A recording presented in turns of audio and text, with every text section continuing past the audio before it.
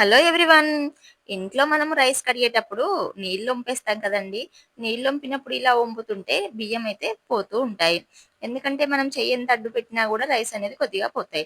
అది మనకే కొంచెం పోతాయనుకుంటే పిల్లలు కడిగేటప్పుడైతే ఇంకెక్కువగా వంపేస్తారండి. రైస్ ఎక్కువగా పోతుంటాయి. అందుకే మా పిల్లలు అలా చేస్తున్నారన్న ఉద్దేశ్యంతోని ఇంట్లో యూజ్ అవుతుందని ఇదొకటి రైస్ బౌల్ అయితే ఆర్డర్ పెట్టానండి. ఇందులో మనం చక్కగా రైస్ పోసేసి కడిగి వంపేసామనుకో ఆ హోల్స్‌లోంచి అయితే మంచిగా వాటర్ ఎళ్ళిపోతాయి. మొత్తం మనకి చుక్క వాటర్ లేకుండా రైస్ అయితే అస్సలు బయట పడిపోవు. ఇంట్లో మనము రైసే కాదండి పప్పు, కూరగాయలు ఏవైనా కూడా చక్కగా కడుక్కోవచ్చు. మొత్తం వాటర్ అయితే స్ట్రెయిన్ అవుతాయి. మనకు ప్రాబ్లమ్ అయితే ఉండదు. ఇదైతే నేను మీషో నుంచి ఆర్డర్ పెట్టానండి.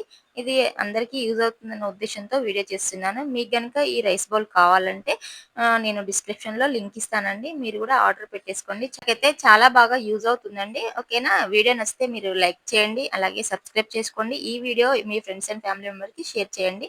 ఉంటానండి. బాయ్.